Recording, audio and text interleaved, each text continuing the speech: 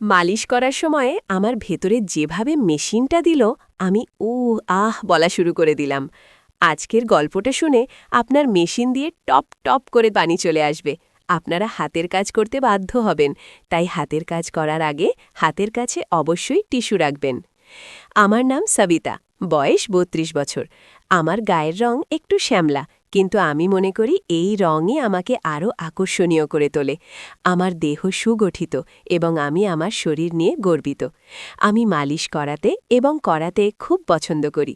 এখন পর্যন্ত আমি অনেক লোকের কাছ থেকে মালিশ করিয়েছি, কখনো সেলুনে, কখনো বাড়িতে, কখনো বন্ধুদের মাধ্যমে। আমি সবসময় নতুন নতুন অজুহাত খুঁজে বেড়াই, যাতে কেউ আমার শরীর স্পর্শ করতে পারে, চাপ দিতে পারে, মালিশ করতে পারে এবং আমি সেই শান্তি পেতে পারি। এই গল্পটি সেই শীতের সময়। শীতের ছুটি শুরু হয়ে গিয়েছিল এবং আমি ঠিক করলাম যে আমি সাঁতার শিখব। আমার বাড়ি থেকে খুব দূরে নয়, একটি বড় স্টেডিয়াম আছে। সেখানে ক্রিকেট, ব্যাডমিন্টনের মতো অনেক খেলা হয় এবং সেখানেই একটি বড় সুইমিং পুল আছে। আমি জানতাম যে সেখানে সাঁতারের ক্লাসও চলে। আমার সত্যিকারের সাঁতার শেখার প্রয়োজন ছিল না, কিন্তু পুলের পানি, সেখানকার পরিবেশ এবং সবচেয়ে গুরুত্বপূর্ণ সেখানকার কোচ এবং সদস্যদের দেখার ইচ্ছা ছিল। একদিন সন্ধে ৫টায় আমি স্টেডিয়ামের দিকে রওনা দিলাম। আমি একটি সাদা টি-শার্ট এবং জিন্স পরেছিলাম, কিন্তু টি-শার্টটি ইচ্ছাকৃতভাবে টাইট এবং গভীর নেকলাইনযুক্ত বেছে নিয়েছিলাম। হাঁটার সময় রাস্তায় লোকজন বারবার আমার দিকে তাকাত। আমি এটা পছন্দ করি। আমি জানি আমার শরীর কতটা আকর্ষণীয় এবং আমি এটা দেখাতে কখনো সংকোচ বোধ করি না। স্টেডিয়ামে পৌঁছেই ভেতরে শান্তি ছিল। পুলের পাশে একটি অফিস ছিল। আমি সেখানে গেলাম। ভেতরে একজন লোক বসেছিলেন, বয়স প্রায় ৫০ বছর, কিন্তু শরীর মজবুত, মুখে হাসি। তিনি আমাকে দেখেই উঠে স্বাগত জানালেন। নমস্তে, কিভাবে সাহায্য করতে পারি? তিনি জিজ্ঞাসা করলেন। আমি বললাম যে আমি সাঁতারের ক্লাসে যোগ দিতে চাই। কথোপকথনে জানা গেল যে তিনিই প্রধান কোচ। নাম রামেশ্বর, কিন্তু সবাইকে রামেশ্বর স্যার বলেন। দ্বিতীয় কোচ হলেন সুরেশ, সহকারী কোচ। ফি সম্পর্কে কথা হলো। ফি খুব কম ছিল, মাসে মাত্র ৮০০ টাকা। আমি সঙ্গে সঙ্গে রাজি হয়ে গেলাম। আমি জিজ্ঞাসা করলাম, স্যার ক্লাস কখন হয়? তিনি বললেন, সন্ধে ৫টায় লেডিজ ব্যাচ আছে, সকালে মিক্সড ব্যাচ হয়।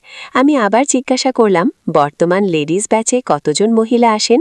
তিনি হেসে বললেন, এখন শুধু ২জন মহিলা আসেন, কিন্তু তারা নিয়মিত নয়, কখনো আসেন কখনো আসেন না। এটা শুনে আমি মনে মনে খুব খুশি হলাম।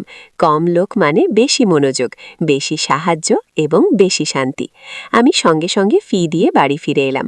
ফেরার পথে একটি স্পোর্টস শপ দেখলাম। আমি ভেতরে গেলাম এবং একটি সুইমিং কস্টিউম কিনলাম, কালো রঙের 2 পিস।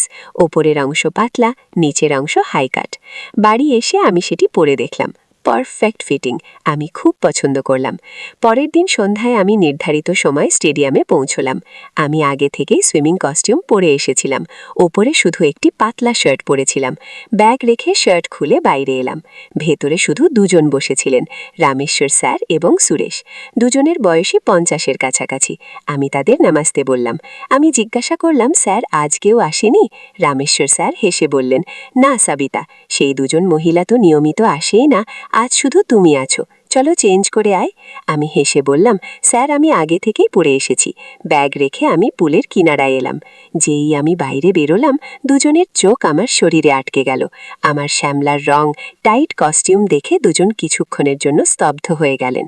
রামেশ্বর স্যার গলা খাকারি দিয়ে বললেন, চলো পুলে আয়, প্রথমে পা চালানো শেখো। আমি পানিতে নামলাম। পানি ঠান্ডা এবং সুন্দর ছিল। আমি পা চালানোর চেষ্টা করলাম, কিন্তু শরীর পানিতে ভাসছিল না। আমি অনেক চেষ্টা করলাম, কিন্তু পারলাম না। রামেশ্বর স্যার পানিতে নামলেন। তিনি আমাকে পেছন থেকে ধরে ফেললেন। এক হাত পেটে, অন্য হাত জংঘায়। এভাবে করো, পা এভাবে ঘোরাও, টিং ম্যাম, তিনি বললেন। তার হাত আমার পেট থেকে ধীরে ধীরে উপরে সরে গেল। আমি কিছু বললাম না, বরং একটু আরো ঝুঁকে গেলাম, যাতে তার হাত ভালো করে লাগে। সুরেশ বাইরে থেকে দেখছিল। তার চোখে একটি আলাদা চমক ছিল। কয়েকদিন এভাবেই চলল।